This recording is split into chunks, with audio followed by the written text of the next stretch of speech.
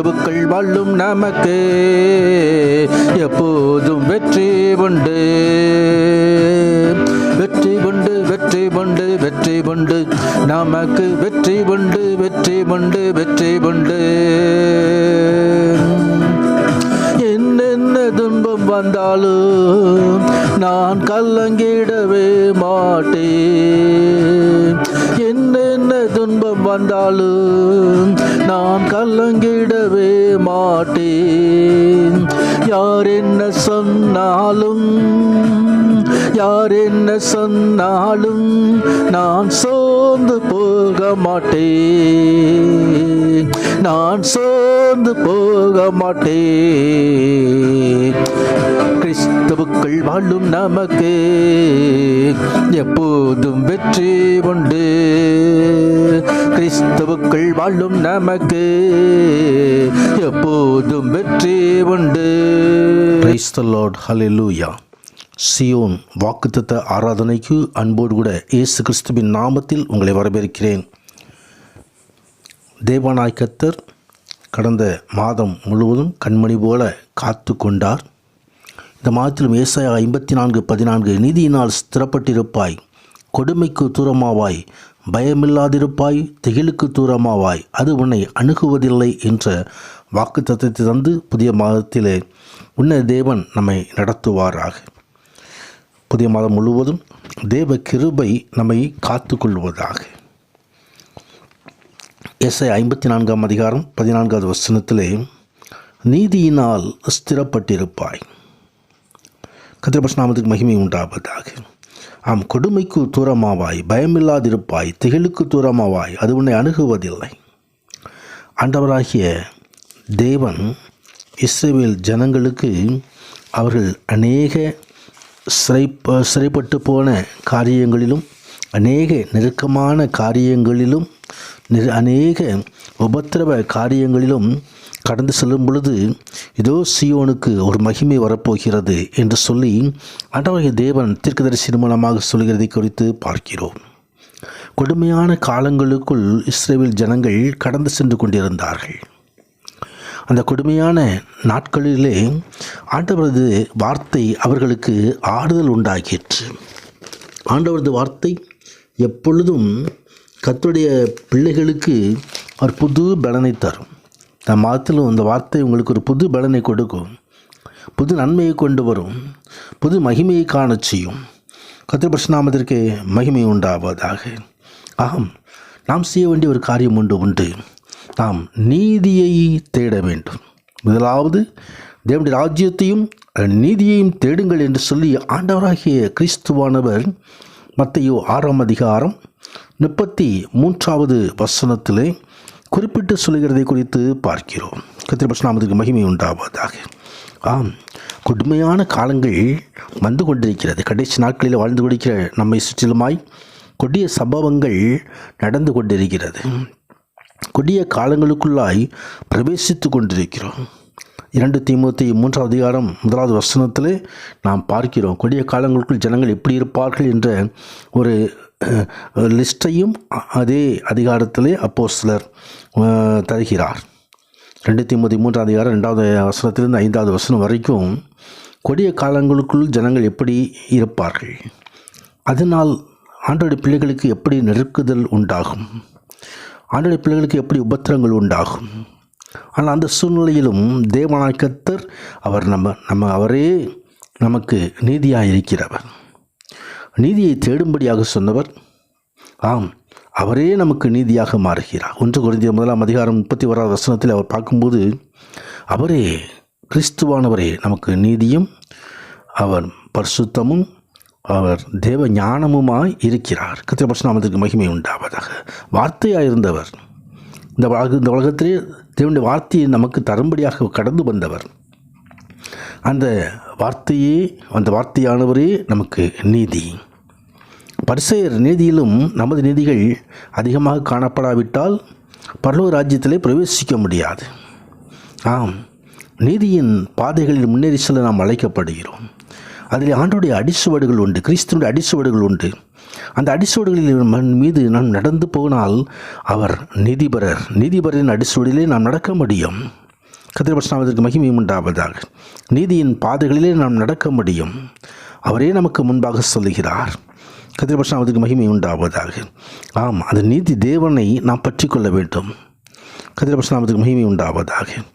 ஆம், நீதி இதோ அது தேவனுடைய நீதி. அந்த நீதியை நாம் பற்றுக்கொண்டால் தேவனுடைய நீதி, தேவனுடைய வார்த்தை, அவனுடைய வசனங்கள், அதை நாம் கடைபிடிக்கும் பொழுது கர்த்தருடைய நீதியை நாம் பின்பற்றுவர்களாக இருக்கிறோம். அந்த நீதி நம்மை ஸ்திரப்படுத்தும். நாம் அலைக்கழிக்கப்படுவதில்லை, நாம் அல்லற்படுவதில்லை. நம் கொடுமைகள் வரலாம், சூழ்நிலைகள் மாறலாம், ஆனால் நாம் ஸ்திரப்பட்டிருப்போம். நீதியை பற்றி கொண்டால் நாம் ஸ்திரப்பட்டிருப்போம், நீதியினால் ஸ்திரப்பட்டிருப்போம். கர்த்தருடைய பரிசுத்த நாமத்திற்கு மகிமை உண்டாவதாக. கொடுமை நம்மை தாக்குவதில்லை, நாம் பயமில்லாமல் இருக்க முடியும். திகிலுக்கு அது தூரமாக விடும், அது நம்மை அணுகுவதில்லை. கர்த்தருடைய பரிசுத்த நாமத்திற்கு மகிமை உண்டாவதாக. ஆம், நோவா என்று சொல்லப்படுகிற தேவனுடைய பக்தருடைய வாழ்க்கையிலே பார்க்கிறோம். நீதியை பற்றி கொண்ட மனிதன், கர்த்தருடைய வார்த்தையை பற்றி கொண்ட மனிதன். கர்த்தருடைய பரிசுத்த நாமத்திற்கு மகிமை உண்டாவதாக. ஆம், ஆதியாகமம் 6வது அதிகாரம் 9வது வசனத்திலே நீதியை பற்றி நீதிமானாய் காணப்பட்டார் என்று சொல்லி வேதத்திலே பார்க்கிறோம். நீதியை பிரசங்கித்தார் என்று சொல்லி 2 பேதுரு 2வது அதிகாரம் 5வது வசனத்திலே எழுதப்பட்டிருக்கிறதை குறித்து பார்க்கிறோம்.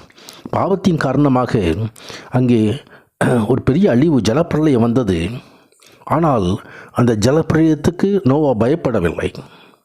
ஏனென்று சொன்னால் தப்பிக்கும்படியாக வழியை ஆண்டவர் உண்டு பண்ணி இருந்தார், பேழையை உண்டு பண்ண சொல்லி இருந்தார். கீழ்ப்படிந்த யோனா பயமில்லாதிருந்தான். ஜலப்பிரளயத்தை கொண்டு பயப்படவில்லை. கொடுமைக்கு தூரமாய் மாறி, திகிலுக்கு தூரமாய் மாறி, தீங்கு நோவாவை அணுகவில்லை, குடும்பத்தை அணுகவில்லை. கர்த்தர் காத்து வழி நடத்தினார். கர்த்தருடைய பரிசுத்த நாமத்திற்கு மகிமை உண்டாவதாக. அந்த நீதியை நாமும் பற்றிக்கொள்ளும் பொழுது அந்த நோவா எப்படி காப்பாற்றப்பட்டாரோ, 1 பேதுரு 2வது அதிகாரம் 21வது வசனத்தில் நீதியை பிரசங்கித்தவனாகிய அந்த நோவா தனது குடும்பத்தாரோடு கூட அவர் ஜலப்பிரளயத்திலிருந்து காப்பாற்றப்பட்டார். அதே விதமாக இந்த கொடிய நாட்களிலே, இந்த கடைசி நாட்களிலே கடந்து செல்கிற நாமும் கூட நாம் அந்த கொடுமையான சூழ்நிலை வரும்பொழுது தேவனாகத்தை நம்மை காப்பாற்றி நடத்தி செல்வார். கர்த்தருடைய பரிசுத்த நாமத்திற்கு மகிமை உண்டாவதாக. அந்த நீதி ஆபிரகாம் ஆண்டவரை விசுவாசித்த பொழுது அதுவே நீதியாக எண்ணப்பட்டது என்று எழுதப்பட்டிருக்கிறது. கர்த்தரை விசுவாசிக்கும் பொழுதே, கர்த்தருடைய வார்த்தையை விசுவாசிக்கும் பொழுதே அதுவே நீதியாக எண்ணப்படுகிறது. கர்த்தருடைய பரிசுத்த நாமத்திற்கு மகிமை உண்டாவதாக. ஆம், நீதியின் பாதைகளில் என்னை நடத்துவார் என்று சொல்லி தாவீது 23வது சங்கீதத்திலே 3வது வசனத்தில் சொல்லுகிறதை நாம் பார்க்க முடியும். கர்த்தருடைய பரிசுத்த நாமத்திற்கு மகிமை உண்டாவதாக. ஆம், அந்த நீதி நம்மை சமாதானத்து உள்ளவர்களாக மாற்றிவிடும். கர்த்தருடைய பரிசுத்த நாமத்திற்கு மகிமை உண்டாவதாக. ஏசாயா 32வது அதிகாரம் 17வது வசனத்திலே நீதியின் கிரியை சமாதானமும் நீதியின் பலன் என்றுமுள்ள அமெரிக்கையும் சுகமும் ஆகும். கர்த்தருடைய பரிசுத்த நாமத்திற்கு மகிமை உண்டாவதாக. நம்ம சமாதானம் வேண்டுமானால், சமாதானத்தோடு இந்த கொடி நாட்களில் ஜீவிக்க வேண்டுமானால், அமெரிக்கையோடு சுகத்தோடு ஜீவிக்க வேண்டுமானால் நீதியை பற்றி கொள்வது. நீதியின் கிரியை சமாதானம், நீதியின் பலன் என்றுமுள்ள அமெரிக்கை, அது சுகம். தேவன் நாயகத்தை தன் பிள்ளைகள் சுகத்தோடு வாழ விரும்புகிறார். இந்த நாட்களில் சுகவீனத்தோடு அந்த தியான வேளையிலே பங்கு பெறுகிற யாராக இருந்தாலும் ஆண்டவராகிய தேவன் நல்ல சுகத்தையும் பலத்தையும் கட்டளையிடுவாராக. யெகோவா ரஃபா, நானே உன் பரியாரியாக என்று சொல்லிற கர்த்தர் பலப்படுத்துவாராக. என் கிருபை உனக்கு போதும், உன் பலவீனத்தில் என்பதும் பூரணமாய் விளங்கும் என்று சொல்லுவோம். வியாதியினால் நெருக்கப்பட்டிருக்கிறவர்களுக்கு புதிய சமாதானத்தையும் சந்தோஷத்தையும் பலனையும் சுகத்தையும் அருளி செய்வாராக. கர்த்தருடைய பரிசுத்த நாமத்திற்கு மகிமை உண்டாவதாக. ஆம், இன்னொரு நீதிமானை குறித்து வேதம் தெரிவிக்கிறது. 2 பேதுரு 2வது அதிகாரம் 7வது வசனத்திலே நீதிமானாகிய லோத்து என்று சொல்லி எழுதப்பட்டிருக்கிறது குறித்து பார்க்கிறோம். ஆபிரகாமோடு கடந்து வந்ததான இந்த ஆபிரகாம் சகோதரனுடைய மகனாகிய லோத்து அங்கே தான் சென்று சோதோம் குமாரருடைய அந்த பகுதியில் குடியிருக்கும் பொழுது அவள் அக்கிரம கிரியைகளை கண்ட பொழுது நீதியுள்ள தன்னுடைய இதயத்திலே அவன் மிகவும் பாதிக்கப்பட்டவனாய் மாறினான் என்று சொல்லி வேத வசனம் சொல்கிறது. லோத்துவின் இருதயம் நீதியின் இருதயம், நீதியுள்ள இருதயம். மனுஷன் முகத்தை பார்ப்பான், ஆண்டவராகிய தேவன் இதயத்தை பார்க்கிறார்.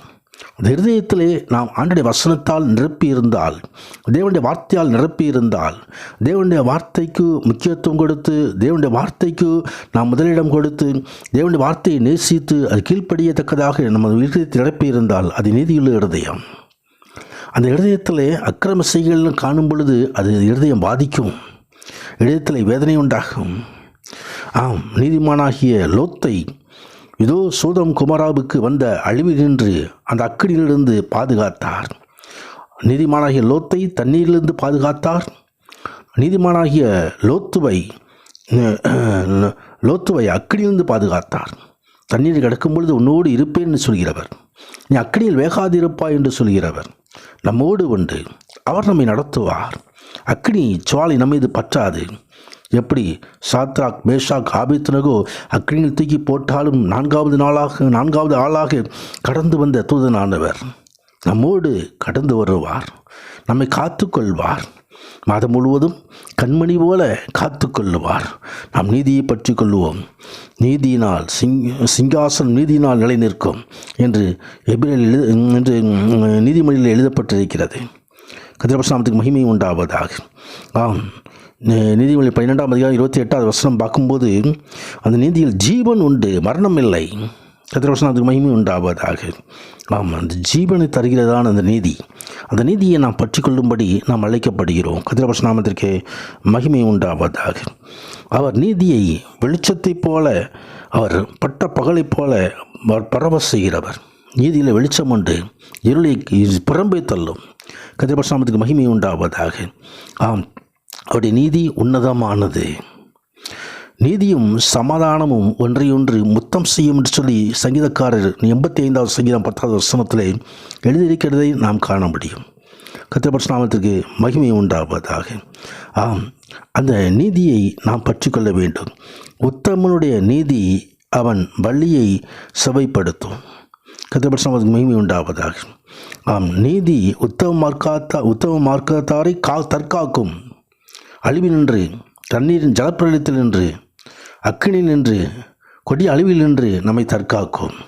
ஆண்டவரை தேவன் நம்மை தற்காப்பார். யார் ஜெயம் கொள்ளும் எவனோ அவனும் என் சிங்காசனத்தில் அருள் செய்வேன் என்று சொல்கிறவர் நீதியினால் நமது சிங்காசனத்தை உறுதிப்படுத்துவார். கர்த்தருடைய நாமத்திற்கு மகிமை உண்டாவதாக. தேவன் அவர் நீதிபரர். அவரை போல நாமும் நீதியின் பிள்ளைகளாக இருக்க வேண்டும் என்று சொல்லி விரும்புகிறவர். கர்த்தருடைய நாமத்திற்கு மகிமை உண்டாவதாக. அந்த நீதியை நாம் கற்றுக்கொள்ள வேண்டும், நீதியை தேட வேண்டும், நீதியை பற்றி கொள்ள வேண்டும். கர்த்தருடைய நாமத்திற்கு மகிமை உண்டாவதாக. அவரே நீதியை மார்க்கவசமாக அணிந்திருக்கிறவர், நமக்கு நீதியை சால்வையாக தரிக்கிறவர், நீதியை சால்வையாக தருகிறவர். கர்த்தருடைய நாமத்திற்கு மகிமை உண்டாவதாக. நமக்கும் கூட அந்த நீதியின் மார்க்கவசம் உண்டு. கர்த்தருடைய நாமத்திற்கு மகிமை உண்டாவதாக. நீதியினால் வருகிறதான நன்மைகளை நாம் பெற்றுக்கொள்ள வேண்டும். கர்த்தருடைய நாமத்திற்கு மகிமை உண்டாவதாக. நீதி வற்றாத நதியைப் போல நம்மை புரண்டு போக பண்ணுவார். நீதியை தேடுங்கள், மனத்தாழ்மையை தேடுங்கள் என்று ஆண்டவர் நமக்கு செப்பனியா 2வது அதிகாரம் 3வது வசனத்திலே கற்றுத்தருகிறார். கர்த்தருடைய நாமத்திற்கு மகிமை உண்டாவதாக. ஆண்டவராகிய தேவனே நமக்கு நீதியின் சூரியனாக இருப்பார். அவர் நாமத்திற்கு பயந்திருக்கிற நம் மீது நீதியின் சூரியனுடைய செட்டை நம்மை மூடும். நீதியின் சூரியன் நம்மை உதிக்கும். ஒரு செட்டையின் கீழ் அடைக்கலம் உண்டு. கர்த்தருடைய நாமத்திற்கு மகிமை உண்டாவதாக. நீதியின் மேல் பசித்தாக உள்ளவர்களாய் தேட வேண்டும், அப்பொழுது நாம் திருப்தி அடைவோம் என்று சொல்லி மத்தேயு 5ஆம் அதிகாரம் 6வது வசனம் சொல்லுகிறது. நீதி நிமித்தம் துன்பங்கள் உண்டானால் அதை சகித்து கொள்ள வேண்டும். நீதி நிமித்தம் துன்பப்படுகிற பாக்கியவான்கள், அவர்கள் பரலோக ராஜ்யத்தை சுதந்திரிப்பார்கள். கர்த்தருடைய நாமத்திற்கு மகிமை உண்டாவதாக. நம் நீதிக்காக நாம் ஜீவனையே கொடுத்தாலும் ராஜ்யம் நமக்கு உண்டு, ராஜ்யத்தின் ஆசீர்வாதம் நமக்கு உண்டு. கர்த்தருடைய நாமத்திற்கு மகிமை உண்டாவதாக. அந்த நீதியை நாம் பற்றுக்கொள்ளும்படி நாம் அழைக்கப்படுகிறோம். நீதியின் ஆசீர்வாதங்களை சுதந்திரிப்போம். இந்த மாதம் முழுவதும் கர்த்ததாமே நம்மை கண்மணி போல காத்து வழி நடத்துவாராக. இந்த பரிசுத்த நாமத்துக்கு மகிமை உண்டாவதாக. ஆமீன், ஆமீன்.